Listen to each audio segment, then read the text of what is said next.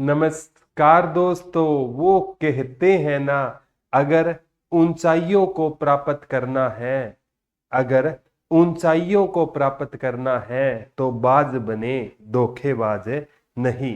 नमस्कार प्यारे बच्चों, एक बार फिर से आपका हार्दिक स्वागत है। और आज प्यारे बच्चों, मैं प्रदीप कुमार आपके लिए एक और बेहतरीन सेशन लेकर आया हूं। और मैंने जितना ही आपको काम करवाया है ना, जितने भी टॉपिक्स कराए हैं प्यारे बच्चों, उनका मैं ना आपको क्या करवाऊंगा, एक जितने भी आज तक क्वेश्चन आए हैं उनका मैं रिवीजन फॉर्म करवाऊंगा, रिवीजन करवा दूंगा जितने आज तक क्वेश्चन आए हैं। कम से कम हमें 6 दिन का डेटा चाहिए। 6 दिन होने के बाद ना 7वें दिन ना अपनी एक रिवीजन क्लास रहेगी, उसमें वो क्वेश्चन होंगे जो आज तक एग्जाम में आए हैं। श्याम जी नमस्ते। ठीक है, तो आज के सेशन की हम शुरुआत करते हैं प्यारे बच्चों। और कल है ना, हम जय कोई भी काम शुरू करो ना, आप जय माँ सरस्वती का नाम लेके काम शुरू किया करो प्यारे बच्चों। आपका काम है ना वो बहुत अच्छा जाएगा। तो जय माँ सरस्वती का नाम लेके शुरू करते हैं। कल प्यारे बच्चों हमने ना लास्ट लाइन जो प्राचीन हरियाणा का इतिहास पढ़ा था ना, उसमें हम पहुंच गए थे महाजनपद तक। कहाँ पहुंच गए थे प्यारे बच्चों? महाजनपद तक पहुंच गए थे। महाजनपद। और सबसे इंपॉर्टेंट बात आती है महाजनपद। कल की बात करूँ ना, तो संपूर्ण भारत है ना, संपूर्ण भारत कितने महाजनपदों में बंटा हुआ था?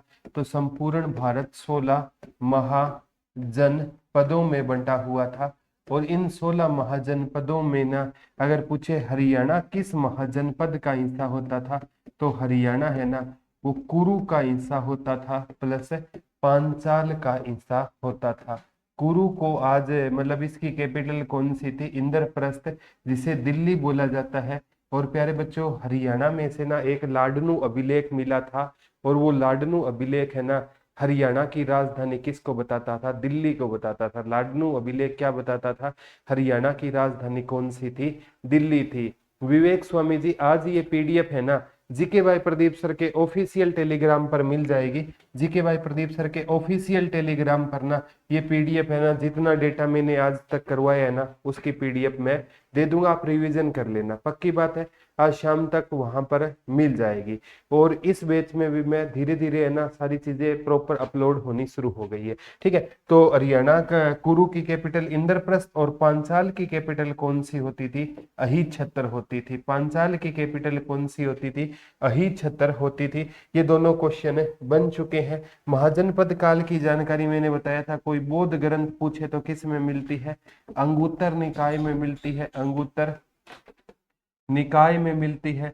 कोई जैन ग्रंथ पूछे तो किस में मिलती है? भगवती सूत्र में मिलती है। किस में मिलती है? भगवती सूत्र में इसकी क्या मिलती है? जानकारी मिलती है।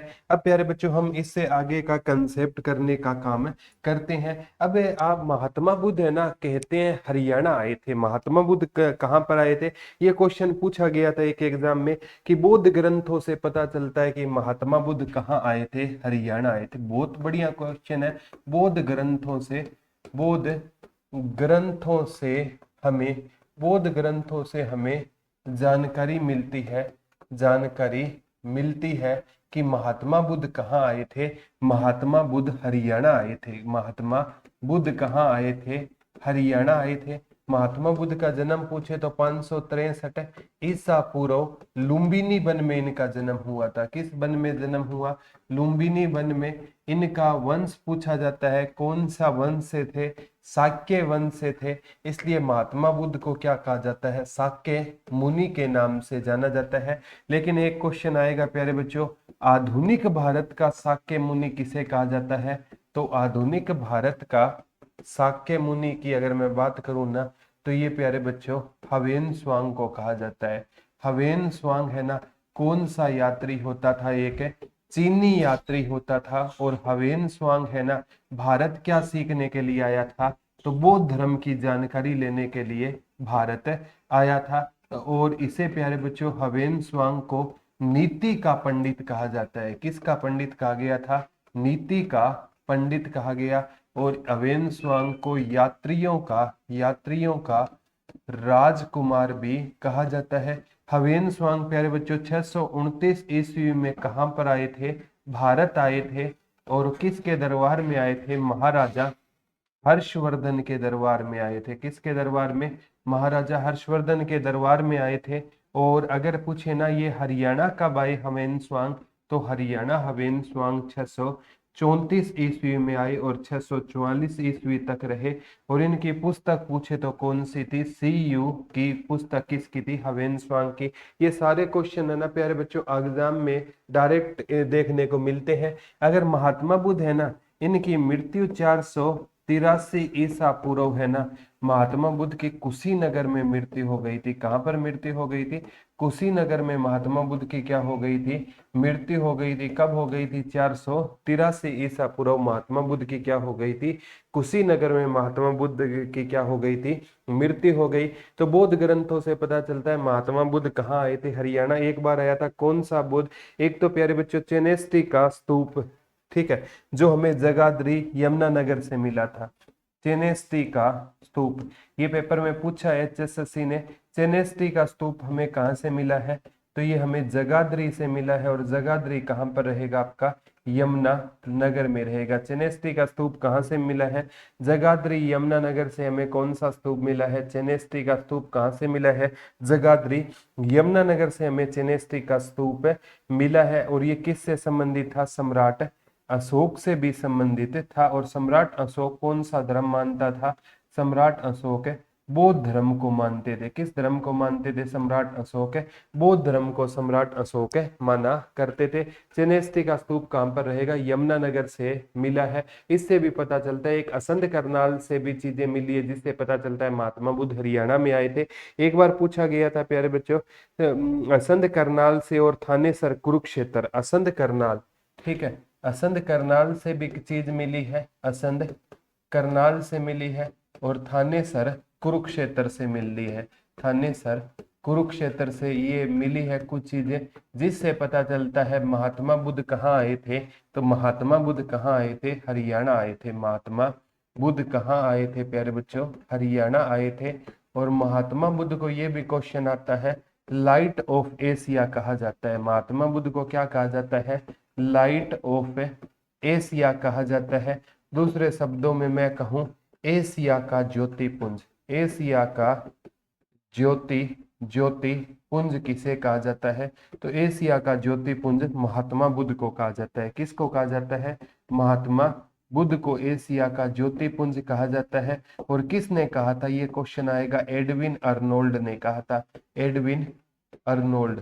एडविन अर्नोल्ड नामक व्यक्ति ने ना इसको क्या कहा था, महात्मा बुद्ध को एशिया, लाइट ऑफ एशिया किसने कहा था, एडविन अर्नोल्ड ने महात्मा बुद्ध को क्या कहा था, लाइट ऑफ एशिया या एशिया का ज्योतिपुंज कहा था। अब एक बार पूछा गया था सबसे आगामी एग्जाम में, बौद्ध ग्रंथ दिव्यावदान और मज्जी निकाय, बौद्ध ग्रंथ है प्यारे बच्चों दो, एक बौद्ध ग्रंथ का नाम है बौद्ध ग्रंथ, कौन सा ग्रंथ है, बौद्ध ग्रंथ, एक का नाम है दिव्यावदान, दिव्यावदान।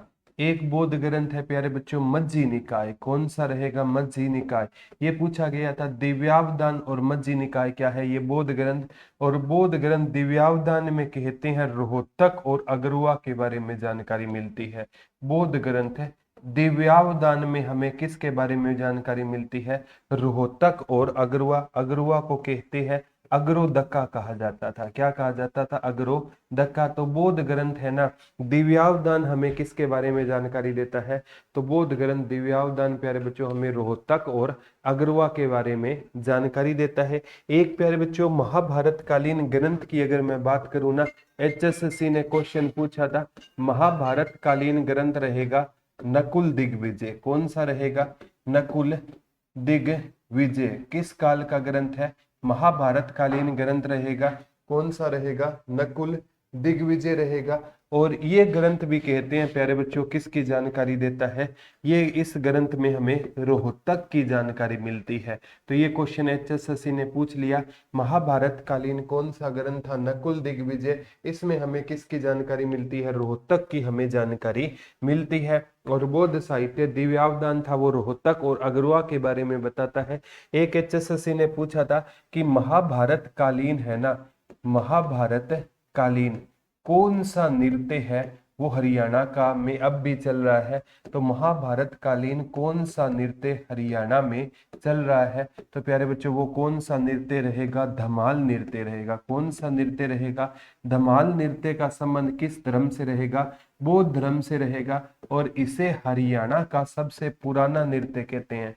हरियाणा का सबसे पुराना नृत्य कौन सा रहेगा? तो हरियाणा का सबसे पुराना नृत्य कौन सा हो जाएगा? धमाल है। ये हरियाणा का क्या हो जाएगा? सबसे पुराना नृत्य। रट लेना, हरियाणा का सबसे पुराना नृत्य कौन सा है? धमाल। और एक बार आया था, इसमें किस वाद्य यंत्र का प्रयोग होता है? ये एक एग्जाम में आया था। तो धमाल नृत्य में ना ढोल वाद्य यंत्र का प्रयोग होता है। ये वाद्य यंत्र से भी आया था। धमाल नृत्य में किस वाद्य यंत्र का प्रयोग होता है? तो धमाल नृत्य में ढोल नामक वाद्य यंत्र का क्या होता है? प्रयोग होता है। ये भी रट लेना, धमाल नृत्य में किस वाद्य यंत्र का प्रयोग होता है? तो धमाल नृत्य में ढोल नामक वाद्य यंत्र का प्रयोग होता है। ये हरियाणा का क्या रहेगा? सबसे पुराना नृत्य रहेगा। हरियाणा का क्या रहेगा? धमाल सबसे पुराना नृत्य रहेगा। हरियाणा का सबसे पुराना नृत्य कौन सा रहेगा? धमाल। और इसमें किस वाद्य यंत्र का प्रयोग होता है? तो इसमें ढोल वाद्य यंत्र का प्रयोग किस नृत्य में होता है? धमाल में होता है। ये आगामी एग्जाम में प्यारे बच्चों क्वेश्चन आपसे पक्का देखने को मिलेगा। तो धमाल है ना, हरियाणा का क्या रहेगा? सबसे पुराना नृत्य रहेगा। इसमें किस वाद्य यंत्र का प्रयोग होता है? तो ढोल वाद्य यंत्र का प्रयोग किस में होता है प्यारे बच्चों? धमाल में होता है। और धमाल कहते हैं कब होता है? जब चांदनी रात को, ये नृत्य है ना, कहते हैं चांदनी रात को, चांदनी रात को खुले खेतों में होता है। खुले खेतों में होता है। कब? जब फसल पक कर तैयार हो जाए। जब फसल पक कर तैयार हो जाए। जब फसल पक कर तैयार हो जाए तो चांदनी रात को खुले खेतों में कौन सा नृत्य होता है? धमाल नृत्य होता है। तो चांदनी रात को खुले खेतों में कौन सा नृत्य रहेगा? धमाल। ये भी क्वेश्चन एचएसएससी ने पूछने का काम किया था। Good morning sir. तो यहाँ से भी प्यारे बच्चों क्वेश्चन आगामी एग्जाम में आ सकता है। एक एग्जाम में क्वेश्चन आया था, आगामी एग्जाम में भी आ सकता है कि जैन धर्म का हरियाणा में प्रमुख केंद्र कौन सा था? जैन धर्म। तो जैन धर्म का हरियाणा में प्रमुख केंद्र है ना, अगरवा होता था। ये क्वेश्चन रट लेना, जैन धर्म का हरियाणा में प्रमुख केंद्र कौन सा होता था? तो जैन धर्म का हरियाणा में प्रमुख केंद्र अगरवा होता था। और जैन धर्म के संस्थापक कौन होते थे? तो प्यारे बच्चों, बच्चों के दिमाग में महावीर स्वामी होता है। तो जैन धर्म के संस्थापक ऋषभ देव होते थे। कौन होते थे? ऋषभ देव होते थे। और जैन धर्म में ना जो गुरु होते हैं उनको क्या बोला जाता है? तीर्थंकर। तो जैन धर्म में कितने तीर्थंकर हुए थे? तो जैन धर्म में प्यारे बच्चों 24 तीर्थंकर हुए थे। तो जैन धर्म के अगर वास्तविक संस्थापक पूछे ना, तो जैन धर्म के वास्तविक संस्थापक कौन थे? महावीर स्वामी थे। कौन थे प्यारे बच्चों? महावीर स्वामी। और वो कौन से तीर्थंकर थे? 24वें व अंतिम तीर्थंकर होते थे। और ये इनका कुल पूछा गया। जैसे महात्मा बुद्ध का शाक्य कुल था, ये ज्ञात्रिक कुल से क्या रखते थे? संबंध रखते थे इनका ना। और एक बार इनके बचपन का नाम पूछा गया था। इनके बचपन का नाम वर्धमान था। और महात्मा बुद्ध के बचपन का नाम क्या होता था? सिद्धार्थ होता था। क्या होता था? सिद्धार्थ होता था। और महावीर स्वामी के बचपन का नाम वर्धमान और महात्मा बुद्ध के बचपन का नाम क्या होता था? सिद्धार्थ होता था। क्या होता था? सिद्धार्थ होता था। यहाँ से भी प्यारे बच्चों आगामी एग्जाम में आपसे क्वेश्चन देखने को मिलेंगे। तो जैन धर्म का अगर मैं प्रमुख केंद्र की बात करूं, तो जैन धर्म का प्रमुख केंद्र हरियाणा में कौन सा होता था? अगरवा हरियाणा में जैन धर्म का क्या होता था? प्रमुख केंद्र होता था। तो जैन धर्म का प्रमुख केंद्र हरियाणा में कौन सा होता था? अगरवा होता था। ये क्वेश्चन आगामी एग्जाम में भी आपसे पूछा जा सकता है। एक एग्जाम में प्यारे बच्चों डायरेक्ट ये क्वेश्चन पूछा गया था, ये कि जैन ग्रंथ के धर्म के ग्रंथ कौन से थे? कथा कोश और भद्रबाहु। जैन दो ग्रंथ है प्यारे बच्चों, एक का नाम था कथा कोश। क्या था? कथा कोश। और एक जैन ग्रंथ का नाम था भद्रबाहु चरित्र। भद्रबाहु चरित्र। एक कथा कोश और एक भद्रबाहु चरित्र, ये जैन ग्रंथ थे। इनमें भी ना प्यारे बच्चों कहते हैं हरियाणा की जानकारी मिलती है। ये भी क्वेश्चन आ सकता है, कौन से दो ग्रंथों में हरियाणा की जानकारी मिलती है? एक तो कथा कोश होता था और एक भद्र बाहु चरित्र होता था। रट लेना प्यारे बच्चों, दो जैन ग्रंथ होते थे, एक कथा कोश होता था और एक भद्र बाहु चरित्र होता था। कौन सा होता था? एक कथा कोश होता था और एक भद्र बाहु चरित्र होता था। इसमें भी हरियाणा की हमें क्या मिलती है? जानकारी मिलती है। कौन कौन से जैन ग्रंथों में हरियाणा की जानकारी मिलती है? कथा कोश और भद्र बाहु चरित्र में भी हमें हरियाणा की क्या मिलती है? जानकारी मिलती है। किसमें हरियाणा की जानकारी मिलती है? एक तो कथा कोश में मिलती है और एक भद्र बाहु चरित्र में भी हरियाणा की जानकारी हमें मिलती है। और जैन साहित्य का प्रमुख केंद्र हरियाणा में कौन सा होता था? अगरवा। नीरज जी हेलो भाई। तो अगरवा में जैन साहित्य का प्रमुख केंद्र हुआ करता था। एक बार आया था हरियाणा को मनु स्मृति में क्या कहा गया? क्योंकि आपको पता है हरियाणा को पुराने टाइम में बर्मावर्त कहा जाता था। क्या कहा जाता था? हरियाणा को पुराने समय में, हरियाणा को पुराने समय में क्या कहा जाता था? बर्मावर्त कहा जाता था। तो पूछा गया था मनु स्मृति में हरियाणा को सबसे पहले क्या कहा गया? मनु स्मृति मनु ने लिखी थी, तो मनु स्मृति में हरियाणा को क्या कहा गया था? बर्मावर्त कहा गया था। किस समिति में हरियाणा को बर्मावर्त कहा गया था? तो मनु स्मृति में हरियाणा को क्या कहा गया था? बर्मावर्त कहा गया। ये क्वेश्चन आ चुका है। हरियाणा को बर्मावर्त किस में कहा गया था? तो मनु स्मृति में हरियाणा को क्या कहा गया था? बर्मावर्त कहा गया था। मनु स्मृति में हरियाणा को क्या कहा गया था? बर्मावर्त कहा गया था। और पुराने टाइम में हरियाणा को प्यारे बच्चों एक तो बर्मावर्त के नाम से जाना जाता था, एक हरियाणा को ब्रह्म ऋषि प्रदेश के नाम से जाना जाता था, एक हरियाणा को बर्मा जी की उत्तर वेदिका के नाम से जाना जाता था। बर्मा जी की उत्तर वेदिका के नाम से भी हम किसको जानते थे? हरियाणा को जानते थे। लेकिन क्वेश्चन आया कि मनु स्मृति में हमारे हरियाणा को क्या कहा गया? तो मनु स्मृति में हरियाणा को क्या कहा गया था? सबसे पहले बर्मावर्त मनु स्मृति में कहा गया। तो प्यारे बच्चों एक बार क्वेश्चन एचएसएससी ने पूछा, हरियाणा की प्रकृति की उत्पत्ति किस देवता से मानी जाती है? तो हरियाणा की प्रकृति यानी नेचर की उत्पत्ति है ना, किस देवता से मानी जाती है? बर्मा जी से मानी जाती है। हरियाणा की प्रकृति की उत्पत्ति किस देवता से मानी जाती है? तो हरियाणा की प्रकृति की उत्पत्ति भी बर्मा जी से मानी जाती है। ये क्वेश्चन प्यारे बच्चों पूछा गया था, आगामी एग्जाम में भी आ सकता है। हरियाणा शब्द सबसे पहले कहते हैं, हरियाणा शब्द, ये शब्द सबसे पहले कहां पर? हरियाणा नहीं है, हरियाणा शब्द। हरियाणा शब्द का प्रयोग सबसे पहले चाहवन ग्रंथ में मिला था। एचएसएससी ने कम से कम 10 बार ये क्वेश्चन पूछ लिया, हरियाणा शब्द का वर्णन सबसे पहले किस ग्रंथ में मिला था? तो चाहवन ग्रंथ में ना सबसे पहले हमें हरियाणा शब्द का क्या मिला था? वर्णन मिला था। क्योंकि ये प्राचीन हरियाणा का इतिहास है ना प्यारे बच्चों, ये आपको सभी एक किताबों में नहीं मिलेगा। इसलिए यहाँ से क्वेश्चन आए हैं तो थोड़ा सा ना इसको मैं सीरियसली लेकर आपको करवा रहा हूँ। हरियाणा की प्रकृति की उत्पत्ति बर्मा जी से मानी जाती है। हरियाणा शब्द सबसे पहले एक ग्रंथ में मिला था, वो इस ग्रंथ में मिला था। एचएसएससी ने 7 से 8 एग्जाम में ये क्वेश्चन पूछ लिया, हरियाणा शब्द सबसे पहले कहाँ पर मिला था? तो ये याद रखना है। और हरियाणा को पुराने टाइम में बर्मावर्त कहा जाता था। किस में हरियाणा को बर्मावर्त कहा गया था? तो मनु स्मृति में हरियाणा को क्या कहा गया था? बर्मावर्त कहा गया। आगामी एग्जाम में भी प्यारे बच्चों ये क्वेश्चन आपसे डिट्टो देखने को मिलेगा। ठीक है, अब इसके बाद प्यारे बच्चों हरियाणा में अगर ना मैं बात करूँ ना, अब हरियाणा में पढ़ेंगे हम गणराज्य। ये टॉपिक बहुत इंपॉर्टेंट है, जिसे वो पूछेगा योद्धे गणराज्य का वर्णन महाभारत के किस पर्व में है? ये क्वेश्चन आ गया है। अगर गणराज्य की राजधानी कौन सी होती थी? ये भी क्वेश्चन आ गया है। और योद्धे गणराज्य के सांचे कहाँ से मिले थे? ये भी क्वेश्चन आ गया है। और प्यारे बच्चों सबसे इंपॉर्टेंट बात है, अगर गणराज्य से, योद्धे गणराज्य से कुणिद गणराज्य के सिक्कों से भी क्वेश्चन आए हुए हैं। तो अब हम पढ़ेंगे हरियाणा के प्रमुख गणराज्य। कौन सा टॉपिक पढ़ेंगे? हरियाणा के प्रमुख गणराज्य। हरियाणा के प्रमुख गणराज्य।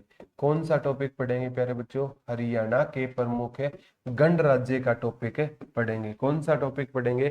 हरियाणा के पुराने टाइम में अगर मैं बात करूं ना प्यारे बच्चों, मौर्य, ये क्वेश्चन आएगा, मौर्य साम्राज्य के पतन के बाद, किस साम्राज्य के पतन के बाद? मौर्य साम्राज्य के पतन के बाद हरियाणा में किसका जन्म हुआ? हरियाणा में गणराज्यों का और जन्म हुआ था। मौर्य साम्राज्य की बात करूं तो लगभग 322 ईसा पूर्व से लेकर 184 ईसा पूर्व तक कौन सा साम्राज्य रहेगा? मौर्य साम्राज्य। इसका पतन किया था प्यारे बच्चों मौर्य साम्राज्य का पुष्य मित्र शुंग ने। तो मौर्य साम्राज्य के बाद भारत में कौन सा वंश आया था? शुंग वंश आया था। लेकिन ये पूछे ना मौर्य साम्राज्य हरियाणा में कब से कब तक रहा? तो प्यारे बच्चों मौर्य साम्राज्य का वर्णन हरियाणा में ना 322 ईसा पूर्व से लेकर आप पढ़ोगे 232 ईसा पूर्व मौर्य साम्राज्य का हरियाणा में वर्णन मिलता है। क्योंकि 232 ईसा पूर्व है ना किसकी मृत्यु हो गई थी? सम्राट अशोक की मृत्यु हो गई। दो क्वेश्चन बनते हैं। मौर्य साम्राज्य हालांकि 184 ईसा पूर्व तक है, लेकिन ना वो पूछेगा मौर्य साम्राज्य हरियाणा में कब से कब तक था? तो 322 से लेकर 232 ईसा पूर्व तक मौर्य साम्राज्य का हरियाणा में हमें वर्णन मिलता है। और अंतिम साम्राज्य बृहदर जरूर था, लेकिन उसका भारत में वर्णन मिलता है, हरियाणा में क्या नहीं मिलता? वर्णन नहीं मिलता। अब प्यारे बच्चों मौर्य साम्राज्य के ना हमें को 3 राजा हरियाणा से संबंधित पढ़ने हैं। एक तो राजा था चंद्रगुप्त मौर्य। कौन था प्यारे बच्चों?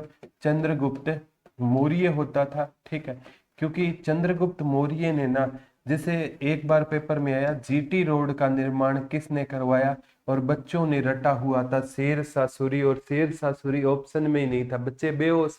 तो जीटी रोड का निर्माण है ना वो चंद्रगुप्त मौर्य ने करवाया था। किसने करवाया था? अगर शेरशाह सूरी ऑप्शन में ना आए तो चंद्रगुप्त मौर्य।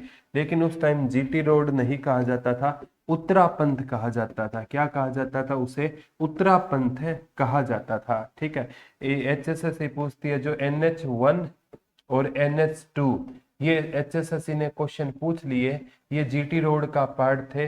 NH1 और NH2 को अभी NH44 के नाम से जाना जाता है। तो NH44 का भी दूसरा नाम क्या रहेगा?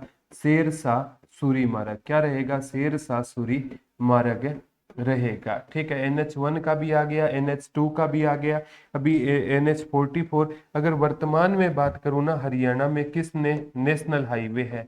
तो वर्तमान में हरियाणा में प्यारे बच्चों 32 नेशनल हाईवे है।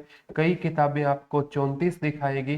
तो वो प्यारे बच्चों आपका KMP कुंडली मानेसर पलवल को और KGP कुंडली गाजियाबाद पलवल को, वो दोनों को काउंट करती है, तो 34 हो जाएंगे। वैसे हरियाणा में कितने नेशनल हाईवे रहेंगे? 32 नेशनल हाईवे रहेंगे। दोनों को काउंट कर लिया जाए तो 34। तो ऑप्शन में 32 मिलेगा या आपको 34 मिलेगा। उन दोनों को जोड़कर पूछना चाहे 34 मिलेगा, अदरवाइज आपको ऑप्शन में क्या मिलेगा? 32 से मिलेगा। ठीक है, तो NH1 और 2 को क्या कहा जाता है? शेरशाह सूरी मार्ग के नाम से दोनों जाने जाते हैं। तो ये क्वेश्चन आगामी एग्जाम में आपसे देखा जा सकता है। तो चंद्रगुप्त मौर्य है ना, ये प्यारे बच्चों कहते हैं किस धर्म को मानता था? जैन धर्म को मानता था। किस धर्म को मानता था? जैन धर्म को। और इसने जैन धर्म की शिक्षा किससे ली थी? भद्रबाहु से ली थी। किससे ली थी? भद्रबाहु से। और ये जैन धर्म की किस शाखा को मानता था? दिगंबर शाखा को। एक श्वेतांबर शाखा थी, एक दिगंबर।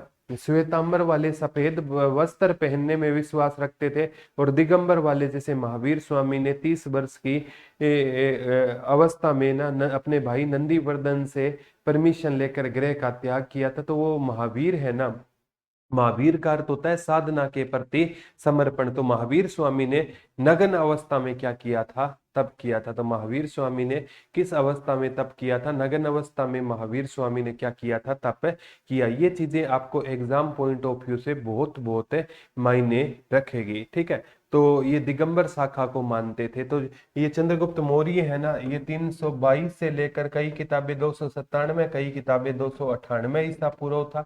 इनके बाद अगर मैं बात करूं बिंदुसार, 298 ईसा पूर्व से लेकर 272 ईसा पूर्व किसका शासनकाल था? बिंदुसार का शासनकाल होता था। अब बात आती है सम्राट अशोक। राजा 272 ईस्वी में बना, लेकिन उसका राज्याभिषेक कब हुआ था? 269 ईसा पूर्व उसका क्या हुआ था? राज्याभिषेक हुआ था। तो प्यारे बच्चों ये सम्राट अशोक, ये प्यारे बच्चों किस, लेकिन बिंदुसार है ना, ये पूछा जाता है किस संप्रदाय को मानता था? तो बिंदुसार आजीवक संप्रदाय को मानता था। और सम्राट अशोक है ना, ये किस धर्म को मानता था? बौद्ध धर्म को मानता था। और कहते हैं इसके दो बेटे थे, एक बेटा और एक बेटी थे। एक बेटे का नाम महेंद्र था और बेटी का नाम संघमित्रा था। सुभद्रागी से पैदा हुए थे। और कहते हैं इसने महेंद्र और संघमित्रा को बौद्ध धर्म का प्रचार करने के लिए श्रीलंका भी भेजा था। तो ये क्वेश्चन है ना, जितने भी मैं आपको करवा रहा हूँ साथ साथ आप नोट करते जाना, लेक्चर के बाद कर लेना चाहिए, लेकिन ये नोट जरूर करना, ये एग्जाम पॉइंट ऑफ व्यू से बेहद मायने रखेंगे। अब प्यारे बच्चों एक क्वेश्चन एग्जाम में डायरेक्ट आया था कि हमें हरियाणा में ना को योद्धे गणराज्य अर्जुनायन 4 गणराज्य का वर्णन है। एक तो योद्धे गणराज्य, कौन सा गणराज्य? योद्धे गणराज्य का वर्णन मिलता है, ठीक है। एक हमें अगर गणराज्य का वर्णन मिलता है, एक हमें अर्जुनायन गणराज्य का वर्णन मिलता है, और एक हमें जिस गणराज्य का वर्णन मिलता है वो है कुणिद गणराज्य। तो हरियाणा में बेसिकली ना कुणिद गणराज्य, कितने गणराज्यों का वर्णन मिलता है? 4 गणराज्यों का हरियाणा में क्या मिलता है? वर्णन मिलता है। योद्धे गणराज्य, अगर गणराज्य, अर्जुनायन गणराज्य और कुणिद गणराज्य, 4 गणराज्यों का हरियाणा में क्या मिलता है? हमें वर्णन मिलता है। तो सबसे पहले हम जो गणराज्य पढ़ेंगे वो कौन सा गणराज्य रहेगा? योद्धे गणराज्य रहेगा। ये प्यारे बच्चों इस गणराज्य से एचएसएससी ने बहुत ज्यादा क्वेश्चन पूछने का क्या किया है? काम किया है। अगर मैं योद्धे गणराज्य की बात करूं ना प्यारे बच्चों, ठीक है, कहते हैं पाणिनि की अष्टाध्यायी, एक राइटर होते थे पाणिनि, उन्होंने पुस्तक लिखी थी अष्टाध्यायी। तो पाणिनि की अष्टाध्यायी में इसे आयुध जीवी कहा गया था। योद्धे गणराज्य को आयुध जीवी कहा गया था। ये पेपर में आया। तो पाणिनि है ना, कहते हैं प्यारे बच्चों ये संस्कृत के बहुत विद्वान कवि होते थे, संस्कृत के विद्वान कवि होते थे। और ये नंद वंश का एक संस्थापक होता था, महापद्मानंद। तो ये किसके दरबार में रहा करते थे? नंद वंश के संस्थापक है महापद्मानंद के दरबार में रहते थे। और ये महापद्मानंद प्यारे बच्चों कोई आम राजा नहीं था। अगर आपसे पूछे सम्राट अशोक से पहले, सम्राट अशोक से पहले कलिंग को किसने जीता था? तो सम्राट अशोक से पहले कलिंग को महापद्मानंद ने जीता था। सम्राट अशोक से पहले अगर पूछे कलिंग को किसने जीता था, तो सम्राट अशोक से पहले कलिंग को जीतने वाला शासक कौन होता था? महापद्मानंद ने सम्राट अशोक से पहले किसको जीता था? कलिंग को जीता था। ठीक है, सम्राट अशोक ने भी कलिंग को जीता। इसकी जानकारी हमें कौन सा देता है? एक जैसे हाथी गुफा अभिलेख है कलिंग राजा खारवेल का, वो इसकी हमें क्या देता है? जानकारी देता है। योद्धे गणराज्यों से क्वेश्चन ये पूछा गया था प्यारे बच्चों, कुछ कहते हैं कि ये युधिष्ठिर के वंशज थे। कौन कहते हैं? इतिहासकार कहते हैं ये युधिष्ठिर के वंशज थे ना, इसलिए इनको योद्धे कहा गया। और कुछ इतिहासकार कहते हैं प्यारे बच्चों ये योद्धा थे। क्या थे? योद्धा। योद्धा से क्या बन गए? ये योद्धे बन गए। लेकिन आपसे क्वेश्चन आए अगर कौन सा युधिष्ठिर के वंशज थे, तब आप कह दोगे योद्धे गणराज्य वाले। माना जाता है कि युधिष्ठिर के वंशज थे। और कुछ इतिहासकार कहते हैं ये योद्धा थे, इसलिए यह क्या कहलाए? योद्धे कहलाए। ये पेपर में पूछा गया था, एक बार पेपर में पूछा गया था, आगामी एग्जाम में भी ये क्वेश्चन आपसे पूछा जा सकता है कि योद्धे गणराज्य के सिक्के कहाँ से मिले थे। तो योद्धे गणराज्य के सिक्के है ना, योद्धे गणराज्य के सिक्के कहाँ से मिले हैं? तो इनके सिक्के प्यारे बच्चों खोखरा कोट रोहतक से मिले थे। योद्धे गणराज्य के सिक्के कहाँ से मिले हैं? खोखरा कोट रोहतक से हमें किस गणराज्य के सिक्के मिले हैं? योद्धे गणराज्य के सिक्के हमें कहाँ से मिले थे? खोखरा कोट रोहतक से हमें योद्धे गणराज्य के क्या मिले थे? सिक्के मिले थे। योद्धे गणराज्य के सिक्के हमें कहाँ से मिले थे? खोखरा कोट रोहतक से योद्धे गणराज्य के हमें क्या मिले हैं? सिक्के मिले हैं। ये क्वेश्चन आपसे पूछा जा सकता है, योद्धे गणराज्य के सिक्के कहाँ से मिले हैं? तो खोखरा कोट रोहतक से मिले हैं। एक बार ये आया था योद्धे कालीन सांचे कहाँ से मिले हैं? तो योद्धे कालीन जो सांचे हैं ना, वो भी कहाँ से मिले हमें? वो भी खोखरा कोट रोहतक से मिले हैं। योद्धे गणराज्य के सांचे भी कहाँ से मिले हैं? खोखरा कोट। एक सबसे एचएसएससी का फेवरेट क्वेश्चन है, इंडो ग्रीक सिक्के कहाँ से मिले हैं? तो हमारे इंडो ग्रीक सिक्के कहाँ से मिले हैं? खोखरा कोट रोहतक से हमें कौन से सिक्के मिले हैं? इंडो ग्रीक सिक्के मिले हैं। ये क्वेश्चन पक्का आएगा। खोखरा कोट रोहतक से हमें कौन से सिक्के मिले हैं प्यारे बच्चों? ये इंडो ग्रीक सिक्के हमें कहाँ से मिले हैं? खोखरा कोट रोहतक से मिले हैं। बीरबल सैनी से संबंधित इंडो ग्रीक सिक्कों का संबंध कहाँ से माना जाता है? तो खोखरा कोट रोहतक से इंडो ग्रीक सिक्कों का संबंध माना जाता है। गोपाल भाई नमस्कार। ठीक है, ये क्वेश्चन प्यारे बच्चों एक एग्जाम में आया था। और एक बार आया था, योद्धे गणराज्य की मोहरें कहाँ से मिली है? तो वो नौरंगाबाद भिवानी से। योद्धे गणराज्य की मोहरें, योद्धे गणराज्य की मोहरें, योद्धे गणराज्य की मोहरें कहाँ से मिली है? तो योद्धे गणराज्य की मोहरें है ना प्यारे बच्चों, वो नौरंगाबाद भिवानी से।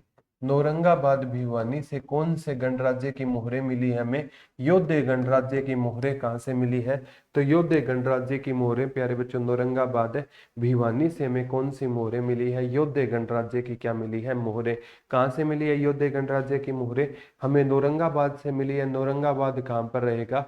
भिवानी में रहेगा। ये क्वेश्चन आ गया है। और कहते हैं योद्धे गणराज्य का वर्णन महाभारत के किस पर्व में मिलता है? तो जो महाभारत है ना, इसका युद्ध प्यारे बच्चों 900 ईसा पूर्व लड़ा गया था। महाभारत का युद्ध कब लड़ा गया? 900 ईसा पूर्व लड़ा गया। और महाभारत है ना, ये पर्वों में डिवाइडेड है। महाभारत में कितने पर्व है? 18 पर्व है। कहते हैं प्यारे बच्चों महाभारत के किस पर्व में योद्धे गणराज्य का वर्णन है? तो महाभारत के द्रोण पर्व में। महाभारत के द्रोण पर्व में ना किसका वर्णन है? योद्धे गणराज्य का वर्णन है। ये क्वेश्चन आ सकता है, महाभारत के किस पर्व में योद्धे गणराज्य का वर्णन रहेगा? तो महाभारत के प्यारे बच्चों द्रोण पर्व में। रट लेना, महाभारत के किस पर्व में योद्धे गणराज्य का वर्णन मिलेगा? तो महाभारत का जो द्रोण पर्व है ना, उसमें योद्धे गणराज्य का हमें क्या मिलेगा? वर्णन मिलेगा। ये पूछा गया था। एक बार आया था, अगरुआ से प्राप्त अभिलेख से बिना हमें कहते हैं योद्धे गणराज्यों का वर्णन मिलता है। अगरुआ से प्राप्त अभिलेख से, अगरुआ कहाँ पर रहेगा? आपका हिसार में। यहाँ से प्राप्त अभिलेख, अगरुआ से प्राप्त अभिलेख से भी, अगरुआ से प्राप्त अभिलेख से भी हमें किसकी जानकारी मिलती है? योद्धे गणराज्य की जानकारी मिलती है। अगरुआ से प्राप्त अभिलेख से भी हमें किसकी जानकारी मिलती है? योद्धे गणराज्य की जानकारी मिलती है। ये डायरेक्ट क्वेश्चन आया था। एक पाणिनि की अष्टाध्यायी से, एक भरहूत के स्तूप से। ये तीन चीजें, एक तो पाणिनि की अष्टाध्यायी, ये भी योद्धे गणराज्य की जानकारी देती है। पाणिनि की अष्टाध्यायी भी किसकी जानकारी देती है? योद्धे गणराज्य की जानकारी देती है। एक बरहूत का स्तूप भी किसकी जानकारी देता है? ये भी योद्धे गणराज्य की क्या देता है? जानकारी देता है। ये सारी चीजें याद रखना। पाणिनि की अष्टाध्यायी भी किसकी जानकारी देती है? हमें योद्धे गणराज्य की जानकारी देती है। बरहूत का स्तूप भी किसकी जानकारी देता है? योद्धे गणराज्य की जानकारी देता है।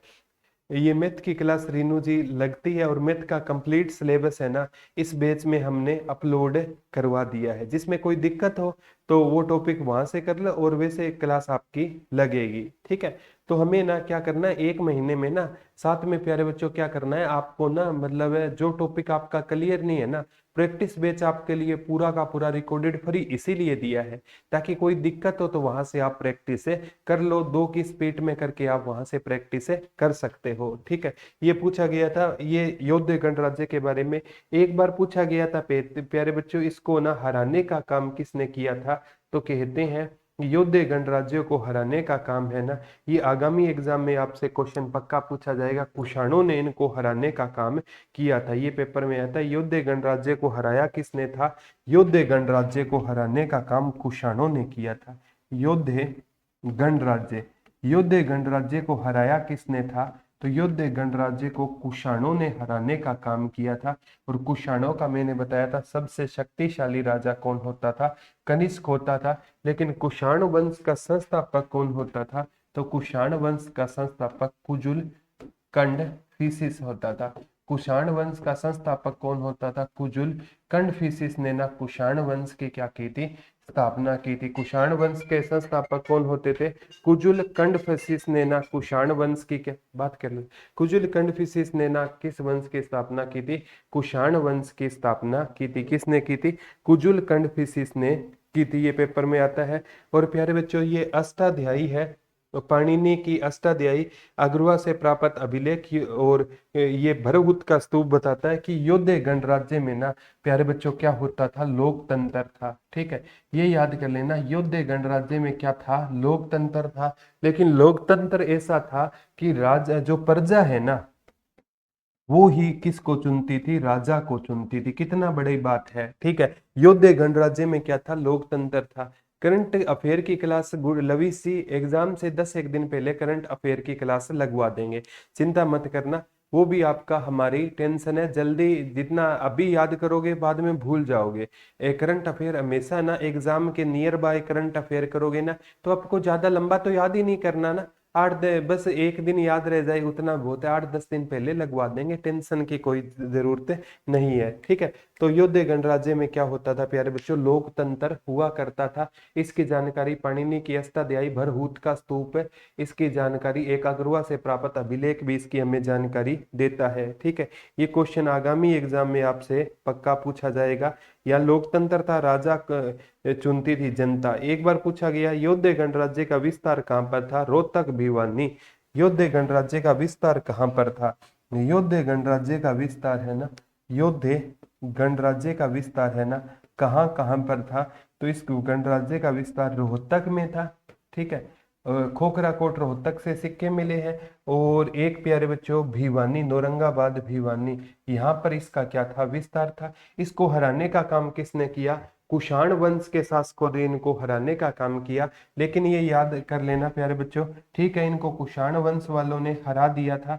लेकिन इन्होंने क्या किया प्यारे बच्चों? योद्धे गणराज्य ने समझ से काम लिया। इन्होंने अपने साथ कुणिद गणराज्य को मिलाया, कुणिद गणराज्य को मिलाया अपने साथ। इन्होंने अर्जुनायन गणराज्य को मिलाया और इन्होंने कहा कि भाई कुषाणों ने मुझे हरा दिया है। फिर प्यारे बच्चों ये तीनों गणराज्य एक हुए और इन तीनों गणराज्यों ने मिलकर किसको हरा दिया? कुषाणों को हराने का काम किया। अब कुषाणों को हरा दिया, सिंपल सी बात है। पहले कुषाणों ने योद्धे गणराज्य वालों को हराया, फिर योद्धे गणराज्य वाले अपने दोस्त के पास गए। वैसे दोस्त तो नहीं थे, इन गणराज्यों में आपस में लड़ाई होती थी, प्रभुत्व की लड़ाई होती थी। लेकिन योद्धे गणराज्य बोले बोले आज हमारी सर्विस हुई है भैया, कल को तुम्हारी कुणिद वालों, अर्जुनायन जी वालों, आपकी भी सर्विस हो सकती है। फिर तीनों मिले, तीनों ने मिलकर कुषाणों को हरा दिया। तो प्यारे बच्चों इनको हराया कुषाणों ने और इन तीनों ने कुषाणों को हराने का क्या किया था? काम किया। ये आगामी एग्जाम में आपसे क्वेश्चन आएगा। तो इनका ये नौरंगाबाद का एक बार पुराना नाम पूछा था क्योंकि इनकी मुहरें मिली थी। सॉरी बच्चों, नौरंगाबाद। तो नौरंगाबाद का पुराना नाम प्राकृतनाथ होता था। ये क्वेश्चन आ चुका है, नौरंगाबाद का पुराना नाम क्या होता था? तो नौरंगाबाद का पुराना नाम प्यारे बच्चों प्राकृतनाथ होता था। ये क्वेश्चन आ चुका है कि नौरंगाबाद का पुराना या नौरंगाबाद को पुराने टाइम में हम किस नाम से जाना करते थे? तो नौरंगाबाद को पुराने टाइम में हम प्राकृतनाथ के नाम से जाना करते थे। नौरंगाबाद को किस नाम से जाना करते थे हम? प्राकृतनाथ के नाम से हम किसको जानते थे? नौरंगाबाद को जानते थे। किस नाम से जानते थे? प्राकृत नाग के नाम से हम नौरंगाबाद को क्या करते थे? जानने का काम करते थे। प्यारे बच्चों ये क्वेश्चन आगामी एग्जाम में आपसे पक्का पूछा जाएगा, हम किस नाम से जानते थे? प्राकृत नाग के नाम से हम नौरंगाबाद को जाना करते थे। ये क्वेश्चन आगामी एग्जाम में भी आपसे देखने को मिल सकता है। मैं तो कहता हूँ किसी भी एग्जाम में क्वेश्चन आए ना तो आपका वो गलत है नहीं होना चाहिए। अब हम पढ़ेंगे अगर गणराज्य के बारे में। किस गणराज्य के बारे में पढ़ेंगे प्यारे बच्चों? अगर गणराज्य के बारे में पढ़ेंगे। किस गणराज्य के बारे में पढ़ेंगे? अगर गणराज्य के बारे में पढ़ेंगे। कहते हैं अगर गणराज्य है ना ये किससे जुड़ा हुआ था? महाराजा अग्रसेन से जुड़ा हुआ था। किससे जुड़ा हुआ था? महाराजा अग्रसेन सेन से जुड़ा हुआ था। अगर गणराज्य कहते हैं दो भाई होते थे, एक महाराजा अग्रसेन होते थे, एक इनका भाई होता था सूरसेन। क्या होता था? सूरसेन। महाराजा अग्रसेन ने तो अगरवा बसाया और सूरसेन ने जो शहर बसाया वो कौन सा था? मथुरा था। तो अगरवा को बसाने का काम, ये प्यारे बच्चों क्वेश्चन आता है, अगरवा पूरे भारतवर्ष में, अगरवा पूरे भारतवर्ष में किसके लिए प्रसिद्ध है? तो अगरवा पूरे भारतवर्ष में प्यारे बच्चों महाराजा अग्रसेन के कारण प्रसिद्ध है। अगरवा पूरे भारत में किसके लिए प्रसिद्ध है? तो अगरवा पूरे भारतवर्ष में ना महाराजा अग्रसेन के लिए अगरवा पूरे भारतवर्ष में प्रसिद्ध रहेगा। दो भाई थे, एक महाराजा अग्रसेन का भाई सूरसेन था। महाराजा अग्रसेन ने अगरवा बसाया और सूरसेन ने क्या बसाया? मथुरा। एक बार पूछा गया था अग्रवाल साम्राज्य के संस्थापक किसे माना जाता है? तो महाराजा अग्रसेन को अग्रवाल, अग्रवाल समाज का संस्थापक, अग्रवाल समाज का संस्थापक भी किसे माना जाता है? तो संस्थापक महाराजा अग्रसेन को माना जाता है। एक बार आया अगर गणराज्य की राजधानी कौन सी होती थी? तो अगर गणराज्य की, अगर गणराज्य की राजधानी है ना अगरवा होती थी। अगर गणराज्य की राजधानी कौन सी होती थी? तो अगरवा प्यारे बच्चों अगर गणराज्य की क्या होती थी? राजधानी होती थी। ये क्वेश्चन आ गया है, अगर गणराज्य की राजधानी कौन सी हुआ करती थी? तो अगर गणराज्य की राजधानी का श्रेय किसको गया था? नमस्कार पवन जी। अगरवा को अगर गणराज्य की राजधानी का श्रेय गया था। और एक एग्जाम में तो यही क्वेश्चन आया था प्यारे बच्चों, सबसे इंपॉर्टेंट है, गुप्तकालीन है ना भगवान शिव पार्वती जी की मूर्तियां, ये गुप्तकालीन है।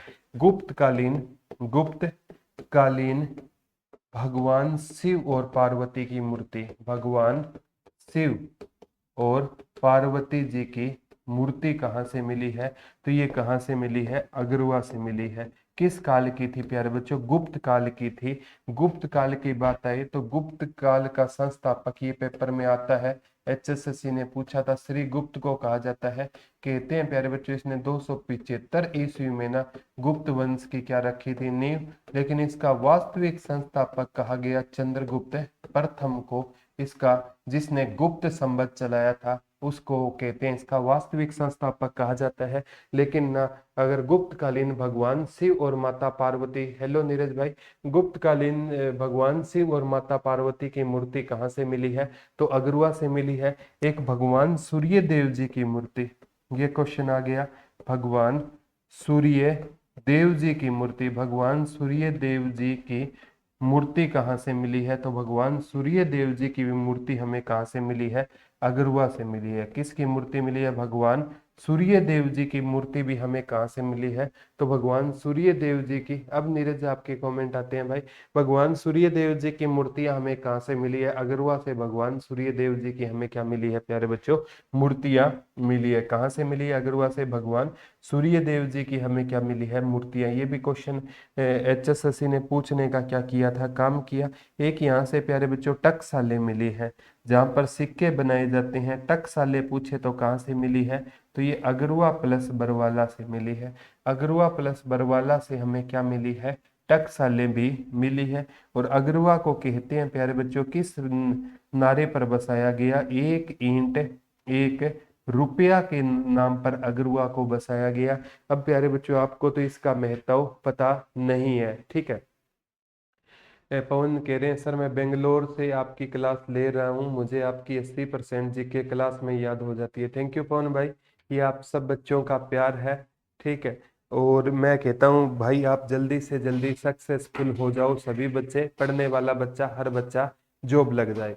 तो कहने का मतलब क्या है कि प्यारे बच्चों एक ईंट एक रुपया के नारे पर कौन बसा हुआ था? अगरवा बसा था। और हमारे टाइम में तो अगरवा प्यारे बच्चों पिकनिक के स्पॉट हुआ करता था। मतलब स्कूल से 10-10 रुपए इकट्ठे किए जाते और टीचर कहते चलो अगरुआ चलते हैं, और अगरुआ हम जाते थे। तो अगरुआ प्यारे बच्चों जो चीज आपके पास में होती है ना उसका आपको महत्व पता नहीं होता। अगरुआ में ना दूर दूर से, मतलब पूरे, मैं कहूँ ना अंग्रेज लोग भी यहाँ पर दर्शन करने के लिए आते हैं। पूरे भारतवर्ष में, पूरे भारतवर्ष से अगरुआ में लोग आते हैं दर्शन करने के लिए। जो चीज आपके पास में होती है उसकी कदर नहीं होती, लेकिन वो चीज आपसे दूर चली जाएगी ना तब एहसास होगा कि वो चीज क्या थी। हमारे मम्मी पापा लगा लो, दादा दादी लगा लो। दादा दादी हमसे पानी मांगते थे ना, तो हम है ना सोचते थे ये खुद क्यों नहीं ले लेते, ये तंग करते रहते हैं। लेकिन आज दादा दादी नहीं है ना, तो याद आती है कि काश कोई हमसे पानी मांगे। लेकिन जो चीज आपके पास है ना उसकी कदर करो, लेकिन वो दूर चली जाएगी ना, फिर सिवाय पछताने के कुछ हासिल नहीं होगा। लोग बाहर तो छबील लगाते हैं, गर्मियों में छबील लगाते हैं, और घर में पापा पानी मांग लेना तो पानी नहीं देंगे, खुद खड़ा नहीं हो सकता।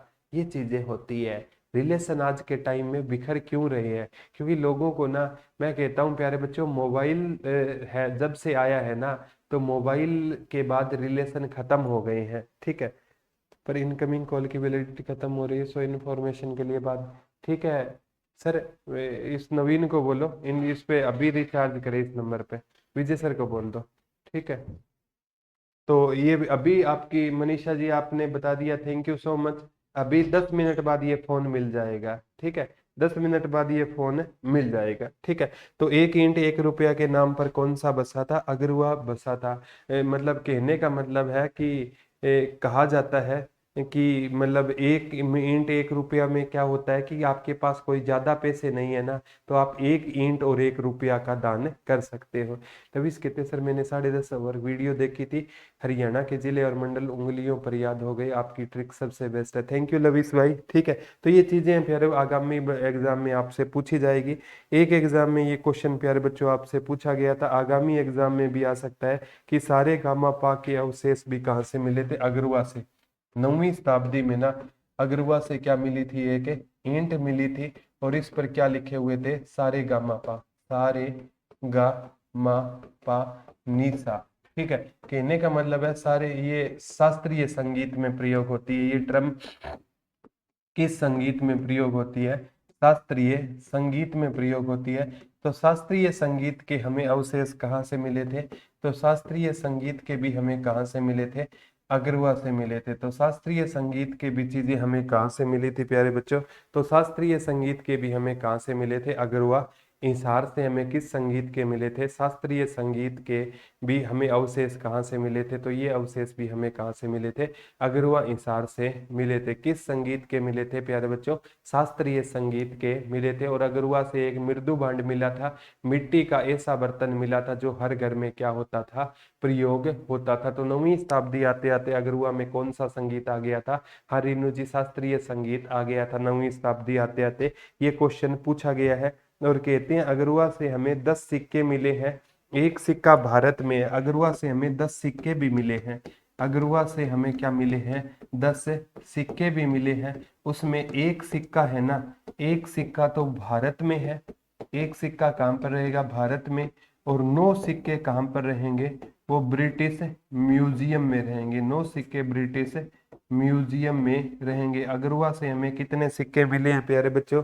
10 सिक्के मिले हैं, ठीक है। हाँ लवीज जी, संगीत में 9वीं शताब्दी में फैल गया था हरियाणा में। वैसे संगीत दूसरी शताब्दी में आया था, वो शुद्ध यमुनानगर में था, लेकिन वो हमें पता नहीं चला। लेकिन 9वीं शताब्दी आते आते हरियाणा के हर घर में क्या आ गया था? संगीत आ गया था। तो प्यारे बच्चों, यहाँ से हमें कितने सिक्के मिले? अगरुआ से 10 सिक्के मिले हैं। एक तो मिला है कहाँ से प्यारे? भारत में है 10 सिक्कों में, और 9 ब्रिटिश म्यूजियम में। जो हमारा कोहिनूर का हीरा है ना, वो भी कहाँ पर है प्यारे बच्चों? ब्रिटिश म्यूजियम में हमारा कोहिनूर का क्या रखा हुआ है? हीरा। अब आप कॉल मनीषा जी आप ट्राई करो, कॉल हो रही है, ठीक है। 74 978 400 447 पे मनीषा जी आप कॉल कर लो, कॉल हो रही है, ठीक है। तो एक बार पूछा गया था प्यारे बच्चों, सबसे इम्पोर्टेंट है, अगरुआ से हमें टकसालें मिली थी। और अगरुआ में भी अगरुआ से प्राप्त अभिलेख से हमें योद्ध गणराज्यों का वर्णन मिलता था। अगरुआ से अगरुआ से प्राप्त अगरुआ से प्राप्त अभिलेखों से भी अगरुआ से प्राप्त अभिलेखों से भी हमें किस गणराज्य का पता चलता था? योद्ध गणराज्य का। और ये भी पता चलता था योद्ध गणराज्य में क्या था? गणतंत्र था या लोकतंत्र था, ठीक है। मतलब लोकतंत्र था, यहाँ पर राजा प्रजा के द्वारा चुना जाता था। ये क्वेश्चन आगामी एग्जाम में आपसे डायरेक्ट पूछा जाएगा। अब प्यारे बच्चों, एक एग्जाम में ये क्वेश्चन आया था, आगामी एग्जाम में भी ये क्वेश्चन आपको देखने को मिल सकता है हर हाल में, ठीक है। कहते हैं प्यारे बच्चों कि जब है ना इंसार को बसाया था ना फिरोज शाह तुगलक ने, उस टाइम अगरुआ उजड़ चुका था। हिसार बसाने के लिए ना जो ईंटें ले जाई गई थी ना, हिसार को बसाने के लिए वो कहाँ से ले जाई गई थी, कहते हैं अगरुआ से ले जाई गई। और जब महमूद गजनवी ने हरियाणा पर आक्रमण किया था ना, तो उसने कहते हैं अगरुआ के मंदिरों को भी लूटा था, अगरुआ के मंदिरों को भी तुड़वाने का काम किया। तो महमूद गजनवी के आक्रमण की लपटें भी कहाँ पर आई थी, तो महमूद गजनवी के आक्रमण की लपटों से भी अगरुआ बच नहीं पाया था। और महमूद गजनवी को आपको पता है मूर्ति भंजक के नाम से या मूर्ति भंजक के उपनाम से महमूद गजनवी को बौद्ध सेवक के नाम से जाना जाता था। उसने भी अगरुआ के मंदिरों को लूटने का काम किया। तो किसने अगरुआ के मंदिरों को लूटने का काम किया, तो महमूद गजनवी ने भी प्यारे बच्चों अगरुआ के मंदिरों को कहते हैं जी भरकर लूटने का क्या किया था, काम किया था। यहाँ के मंदिरों को तुड़वाने का क्या किया था, काम किया था। ये क्वेश्चन भी पेपर में आ सकता है। तो अब पढ़ेंगे हम प्यारे बच्चों कौन सा गणराज्य, कुणिद गणराज्य। ये तो अगरुआ गणराज्य, याद कर लेना। अगरुआ पूरे भारत में किसके लिए प्रसिद्ध है, महाराजा अग्रसेन के लिए। अगर गणराज्य की क्या है, राजधानी। अग्रवाल समाज के संस्थापक भी महाराजा अग्रसेन को कहा जाता है। इनके भाई सूरसेन थे। सूरसेन ने क्या बसाया था, मथुरा बसाने का सूरसेन ने क्या किया था, काम किया था। सूरसेन जी ने क्या बसाया था, मथुरा। और महाराजा अग्रसेन ने क्या बसाया था, अगरुआ बसाया। किस नारे पर बसा, 1 ईंट 1 रुपया। 9वीं शताब्दी में संगीत के अभिलेख मिले थे। मृदु भांड मिट्टी का बर्तन मिला था जिस पर संगीत लिखा हुआ था। और यहाँ पर कहते हैं हाँ 1025 में महमूद ने सोमनाथ मंदिर को लूटा था, लबीस थी। लेकिन 1014 में आक्रमण किया हरियाणा के थानेसर पर, सफल वो बिना लड़े ही चला गया। लेकिन 1014 में थानेसर से वो चक्र स्वामी महाराज की मूर्ति ले गया ना, तब कहते हैं उसने अगरुआ के मंदिरों को भी लूटने का काम किया। अब प्यारे बच्चों हम पढ़ेंगे कुणिद गणराज्य। कौन सा गणराज्य पढ़ेंगे, कुणिद गणराज्य। कौन सा गणराज्य पढ़ेंगे, कुणिद गणराज्य पढ़ेंगे। यहाँ से भी क्वेश्चन आते हैं, कुणिद गणराज्य के सिक्कों से क्वेश्चन आ चुके हैं एक एग्जाम में डायरेक्ट। प्यारे बच्चों कुणिद गणराज्य से ये क्वेश्चन पूछा गया था। इसका विस्तार कहाँ पर था, यमुनानगर, अंबाला और करनाल के हिस्से पर। इसका विस्तार यमुनानगर, करनाल और अंबाला के कुछ हिस्सों में ना, अंबाला के हिस्सों में इसका क्या था, विस्तार था। जैसे योध्य गणराज्य का विस्तार रोहतक में और भिवानी में था, इसका विस्तार यमुनानगर, करनाल और अंबाला के जिलों में कुणिद गणराज्य का क्या था, विस्तार था। यह पूछा गया है प्यारे बच्चों। यहाँ से टोपरा गांव यमुनानगर पहले अंबाला में ही था, ठीक है। यहाँ से एक टोपरा अभिलेख भी मिला था ना, तो टोपरा गांव पहले कहते हैं अंबाला में था और बाद में यमुनानगर। सर मुझे अब की बार सिलेक्शन हो जाएगा नीरज भाई, बस पढ़ते रहो। कुणिद गणराज्य का वर्णन कहाँ कहाँ पर मिलता है, ये पेपर में पूछा गया था। तो कुणिद गणराज्य का वर्णन टोलमी, पाणिनि और ब्राह्मीर। कुणिद गणराज्य का वर्णन किस किस ने किया है, एक तो टोलमी ने किया है, ठीक है, जिसने कहते हैं विश्व को मानचित्र पर दर्शाने का काम किया। एक ब्राह्महीर ने किया है और एक पाणिनि। इन्होंने ना किस गणराज्य का वर्णन किया है, कुणिद गणराज्य का। टालमी ने, ब्राह्महीर ने। ये याद कर लेना, कुणिद गणराज्य के बारे में हमें किसने बताया है, तो टालमी ने बताया है कुणिद गणराज्य के बारे में। और ब्राह्महीर और पाणिनि ने इसके बारे में हमें क्या दी है, जानकारी दी है। और एक एग्जाम में पूछा गया था, टालमी क्या था, ये मानचित्र विशेषज्ञ हुआ करते थे। ये एग्जाम में क्वेश्चन आ चुका है। और एक बार पूछा गया कुणिद कालीन सिक्के कहाँ से मिले थे, तो कुणिद कालीन सिक्के जगाधरी और करनाल से मिले थे। कुणिद कालीन सिक्के, कुणिद कालीन सिक्के, कुणिद कालीन सिक्के कहाँ से मिले थे, तो ये जगाधरी और करनाल से मिले थे। कहाँ से मिले थे कुणिद कालीन सिक्के, एक तो जगाधरी से मिले थे और एक कहाँ से मिले थे, करनाल से मिले थे। तो कुणिद कालीन सिक्के हमें कहाँ से मिले थे, तो कुणिद कालीन सिक्कों का संबंध प्यारे बच्चों कहाँ से होता था, जगाधरी और करनाल। कल पीडीएफ प्यारे बच्चों जीके भाई प्रदीप सर के ऑफिशियल टेलीग्राम पे भी डाल दूंगा गोपाल भाई। तो कुणिद कालीन सिक्के कहाँ से मिले, जगाधरी, करनाल। याद ना रहे, कुणिद में नींद वाली बात नजर आ रही है और बंदे को क्या आने लगती है, नींद आने लगती है। जब वो क्या पी लेता है, जगाधरी। जगाधरी अकेला नहीं पीता, किसी के क्या पीता है, नाल। कोई शाम को पीने की दवाई आती है, और बंदा क्या नहीं पीता, अकेले नहीं पीता, नाल पीता है। बाद में अंग्रेजी वगैरह भी तो बोलनी होती है ना। तो कुनिंदकालीन सिक्के कहाँ से मिले हैं, जगाधरी और करनाल से मिले। ये HSSC ने बहुत बार एग्जामों में क्वेश्चन पूछा था। एक बार पूछा था, सबसे इम्पोर्टेंट क्वेश्चन आएगा, ये जगाधरी के किस गांव में रहेगा, तो जगाधरी के बुढ़िया गांव में। ये जगाधरी के कुनिंदकालीन सिक्के कहाँ से मिले थे, जगाधरी के बुढ़िया ग्राम से मिले थे। और यहाँ पर क्या था प्यारे बच्चों, बीरबल का रंग महल बताया जाता है। ये क्वेश्चन आ गया, बीरबल का रंग महल कहाँ पर था। तो बीरबल का जो रंग महल था ना, वो बुढ़िया गांव यमुनानगर में बीरबल का रंग महल था। लेकिन आपसे पूछे बीरबल का छत्ता कहाँ पर था, तो बीरबल का जो छत्ता था ना, वो कहाँ पर होता था, तो बीरबल का छत्ता है ना, वो नारनौल महेंद्रगढ़ में होता था। कहाँ पर होता था, नारनौल महेंद्रगढ़ में बीरबल का क्या होता था प्यारे बच्चों, छत्ता हुआ करता था। बीरबल का रंग महल पूछे तो कहाँ पर है, बुढ़िया ग्राम यमुनानगर में बीरबल का क्या रहेगा, रंग महल रहेगा। क्या रहेगा, बीरबल का छत्ता नारनौल महेंद्रगढ़ में, और रंग महल बुढ़िया ग्राम यमुनानगर में रहेगा। और बीरबल के बचपन का नाम पूछा गया, बीरबल के बचपन का नाम क्या होता था, महेश दास होता था। ये क्वेश्चन भी आ गया, बीरबल के बचपन का नाम क्या होता था, महेश दास बीरबल के बचपन का नाम होता था। और कहते हैं एक जाति थी यूसुफजाई जाति, यूसुफ जाई जाति। इनके विद्रोह को दबाते टाइम बीरबल की क्या हो गई थी, मृत्यु हो गई। और बाबर का भारत पर पहला आक्रमण था ना, कहते हैं बाबर ने भारत पर लगभग 1519 ईस्वी में पहला आक्रमण किया। वो किस जाति पर था, तो बाबर का पहला आक्रमण भी भारत पर जिस जाति पर था ना, वो कौन सी जाति थी, यूसुफजाई जाति थी। बाबर का भारत पर पहला आक्रमण आप 1526 पढ़ते हो प्यारे बच्चों, उससे पहले बाबर भारत पर कई आक्रमण कर चुका था। तो बाबर का पहला आक्रमण भारत पर यूसुफजाई जाति पर था।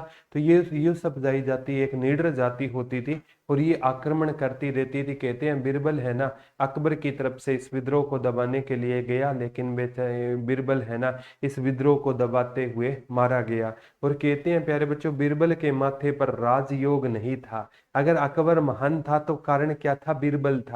लेकिन बीरबल के माथे पर राजयोग नहीं था। तो राजयोग होना बहुत जरूरी है, क्योंकि प्यारे बच्चों जो किस्मत होती है ना, वो तो महलों में राज करती है, और टैलेंट होता है ना, वो सड़कों पर तमाशा करता है। इस बात का ध्यान रखना, किस्मत कहाँ पर राज करेगी, किस्मत महलों पर राज करेगी, और टैलेंट है ना, वो सड़कों पर क्या करता है, तमाशा। आपने देखा होगा सड़कों पर ना, मतलब एक छोटी सी गुड़िया है, वो रस्सी के सहारे चल रही होती है, कितना ज्यादा टैलेंट होता है उस लड़की में। तो टैलेंट तमाशा करता है, और किस्मत महलों में क्या करती है, राज करती है। और आप है ना प्यारे बच्चों, आपको कामयाब होना पड़ेगा, क्योंकि आपने सचिन तेंदुलकर के घर में जन्म नहीं लिया है। क्योंकि अगर आप सचिन के बेटे अर्जुन होते ना, तो मुंबई इंडियन आपको खरीद लेती, कोई दिक्कत नहीं है। क्यों खरीदती है, एक बॉल भी कभी अर्जुन ने खेली नहीं होगी IPL में, लेकिन हर बार वो है ना करोड़ों में बिकता है, क्योंकि उसका पापा कौन है, सचिन है। तो आपके पापा सचिन नहीं है, इसलिए आपको जॉब लगना पड़ेगा। ठीक है, आपने अंबानी के घर जन्म नहीं लिया है कि आप कुछ नहीं करोगे तो भी काम चल जाएगा। तो आपको पढ़ना होगा। और प्यारे बच्चों, पढ़ाई का कोई अल्टरनेट नहीं होता। आपने अमिताभ बच्चन के घर जन्म नहीं लिया है कि आप अभिषेक बच्चन हो, आपको कुछ नहीं आता, फिर भी फिल्म इंडस्ट्री में आप है ना हाथ आजमा रहे हो, फेल हो रहे हो, तो भी कोई बात नहीं। यहाँ पर CET के एग्जाम में अगर फेल हो गए ना, तो आपकी गली का कुत्ता भी आप पर भौंकेगा, और आपको हंसी भी आएगी कि तुम भी मेरे पर भौंक रहा है। हर जिसको भी आप समझते हो, अपना समझते हो ना, वो आपको ताना देगा। इसीलिए मैं मेरे बच्चों को कहता हूँ, प्यारे बच्चों आप पढ़ लो, जॉब लग जाओ, क्योंकि जॉब का कोई अल्टरनेट नहीं होता। मैंने दुनिया को बड़े करीब से देखा है। और जब है ना आपके पास पैसे होंगे ना, तब आपको दुनियादारी का एहसास नहीं होगा। खाली जेब होगी ना, तब एहसास होगा दुनिया कैसी है, कोई साथ नहीं देगा। गालिब तो यहाँ तक कहा करते थे कि कोई तेरा साथ ना दे तो गम ना कर, कोई तेरा साथ ना दे तो गम ना कर, दुनिया में खुद से बड़ा कोई हमसफर नहीं होता। अगर आपने खुद, आपके सपने हैं ना बड़े, तो आपको संघर्ष भी अकेले करना होगा। संघर्ष किए बगैर तख्त तो ताज हासिल नहीं होंगे। गालिब अक्सर कहा करते थे प्यारे बच्चों, तेरी नाकामयाबियों पर तालियां होगी और तेरी कोशिशों पर ताना होगा। तेरी नाकामयाबी पर ताली और तेरी कोशिशों पर ताना होगा। दुख में कोई नहीं देगा तेरा साथ और खुशियों में जमाना होगा। तो सर यूसुफजई जाति का एरिया कौन सा था? यूसुफजई जाति जो पाकिस्तान का एरिया है ना, आज ये जाति है ना पवन भाई पाकिस्तान में रहती है। और ये जाति क्या बनाने में एक्सपर्ट है? ये जाति है ना फुटबॉल बनाने में एक्सपर्ट है। पाकिस्तान वाले फुटबॉल बनाना तो सीख गए, खेलना अभी तक नहीं सीखे हैं, क्योंकि भारत और पाकिस्तान टॉप 100 से हमेशा क्या रहता है? बाहर रहता है। तो ये यूसुफजई जाति वो थी। ठीक है सर, आपकी बातों से बहुत ज्यादा मोटिवेशन मिलता है। अभी कुछ हूँ इसलिए चुभ रहा हूँ। बिल्कुल लवीस भाई, ये मतलब क्या है, मोटिवेशन जब आप अंदर से मोटिवेट हो खुद, तो उस दिन है ना आपको कोई जॉब लगने से कोई रोक नहीं सकता। तो इनका कुणिद गणराज्य के ये जगाधरी और करनाल से इनके सिक्के मिले। इनका विस्तार पूछे तो अंबाला, यमुनानगर और करनाल के हिस्से में इनका क्या था? विस्तार था। श्याम जी थैंक यू छोटे भाई। ठीक है, अब प्यारे बच्चों एक एग्जाम में अर्जुनायन गणराज्य से भी क्वेश्चन आते हैं। इनका केवल विस्तार पूछा जाता है अर्जुनायन गणराज्य का। अर्जुनायन गणराज्य, एक तो प्यारे बच्चों इस गणराज्य ने ना किसका साथ दिया था? योद्धाओं का साथ दिया। मैंने आपको बताया था योद्धे गणराज्य को किसने हराया था? योद्धे गणराज्य को हराने का काम किया था कुषाणों ने। और प्यारे बच्चों, और कुषाणों को हराने में अर्जुनायन ने ना अर्जुनायन गण राज्य ने क्या किया था? कुषाणों को हराने का क्या किया था? इनके साथ मिलकर काम किया। और इसका विस्तार है ना, अर्जुनायन गणराज्य ऐसा गणराज्य होता था प्यारे बच्चों जो राजस्थान में भी फैला हुआ है। कहाँ पर फैला हुआ है? अर्जुनायन गणराज्य कहाँ पर फैला हुआ है? ये राजस्थान में भी फैला हुआ है। और क्वेश्चन आ सकता है ये हरियाणा के कहाँ पर फैला हुआ है? तो हरियाणा की एक जगह है प्यारे बच्चों, वहां पर भी अर्जुनायन गणराज्य फैला हुआ है। मैंने आपको बताया है प्यारे बच्चों, सबसे इम्पोर्टेंट है जैसे अर्जुनायन गणराज्य ये भारत से अगर मैं बात करूँ ना, ये हरियाणा से बाहर भी है। तो बाहर राजस्थान है, और हरियाणा की सीमा सबसे ज्यादा कहाँ से लगती है? राजस्थान से लगती है। 1262 किलोमीटर की सीमा राजस्थान से लगती है, जो सबसे ज्यादा है। हरियाणा की सीमा है ना 5 राज्यों से और 2 केंद्र शासित प्रदेश। केंद्र शासित प्रदेश पूछे तो कौन से हो जाएंगे? आपके दिल्ली हो जाएगा और चंडीगढ़। ठीक है, इनसे हरियाणा की क्या लगती है? सीमा लगती है। और 5 राज्यों से, एक बार एग्जाम में 4 माना, लेकिन 5वां उत्तराखंड से भी हरियाणा की क्या लगती है? सीमा। तो 5। तो अर्जुनायन गणराज्य है ना, इसका विस्तार है ना हरियाणा के साथ साथ कहाँ पर था? राजस्थान में भी अर्जुनायन गणराज्य का क्या था? विस्तार था। ये क्वेश्चन एग्जाम में पूछा गया था। तो अब बात आती है गुरुजी, राजस्थान में तो अर्जुनायन का विस्तार था, हरियाणा में इसका विस्तार कहाँ पर था? महेंद्रगढ़ में था। तो हरियाणा में अर्जुनायन गणराज्य का विस्तार कहाँ पर था? महेंद्रगढ़ में अर्जुनायन गणराज्य का विस्तार था। तो प्यारे बच्चों आज हमने कितने गणराज्य पढ़े हैं? 4 गणराज्य पढ़े हैं। कुणिद गणराज्य पढ़ा है, अर्जुनायन पढ़े हैं, योद्धे गणराज्य पढ़े हैं, और एक आपका अगर गणराज्य पढ़ा है। इन गणराज्यों से आगामी एग्जाम में ना आप देखोगे ब्लैक में क्वेश्चन पूछे जाते हैं, और बहुत ज्यादा क्वेश्चन पूछे गए हैं। तो प्यारे बच्चों कल एक टॉपिक मैं और करवा देता हूं, उसके बाद है ना हमने 4 दिनों में जितना ही किया है ना, 5वें दिन कम से कम 50-100 क्वेश्चन जो आज तक है ना आए हुए हैं, वो मैं आपको प्रैक्टिस करवाऊंगा। तो आपको आइडिया हो जाएगा एग्जाम में क्वेश्चन कैसे आते हैं। साथ में ना महीने के अंदर ना पूरा का पूरा हरियाणा जी के, आपको पता है प्यारे बच्चों 25 नंबर की कम से कम हरियाणा जी के इस बार आनी है। इसलिए हरियाणा जी के डिस्ट्रिक्ट वाइज गुरप्रीत सर को बोल दिया ताकि वहां से भी कोई नंबर ना कटे, और टॉपिक वाइज मैं हरियाणा जी के आपको करवा दूंगा। साथ में ना वो क्वेश्चन भी करवा दूंगा जो एग्जाम में आए हुए हैं। सर क्या स्टेट के फिजिकल एजुकेशन की क्लासेस भी लग सकती है क्या किसी कोर्स में? अभी तक नहीं है प्यारे बच्चों, वो फिजिकल एजुकेशन के लिए एक अलग से टीचर ला रहे हैं, और वो हो गया ना तो श्याम कुमार भाई मैं आपको जरूर इन्फॉर्म करूंगा। हमारा मकसद हमेशा से यही रहा है कि हर पढ़ने वाला बच्चा जॉब लग जाए। तो ये कोर्स है ना जो क्रेश कोर्स है, इसका अपने साथियों को बताना, और हरियाणा की हर एक सीएससी पर जो ये मतलब आपके आसपास के एरिया में सीएससी खुली हुई है ना, ठीक है, जो कॉमन सर्विस सेंटर है जो स्टूडेंट की मदद करते हैं, इन पे हमारे कोर्स आप ले सकते हो। तो सभी को इस बारे में बताना। तो आज के लिए इतना ही है। कल आपसे प्यारे बच्चों हम दोबारा रूबरू होंगे। तब तक के लिए हंसते रहिए, मुस्कुराते रहिए, अपना और अपनों का ख्याल रखिए। और इंडिया जीके की एक बार सारी क्लासें मैंने अपनी डलवा दी है, तो साथ साथ वो रिवीजन जरूर करना। धन्यवाद दोस्तों। जय हिंद, जय भारत, लव यू ऑल।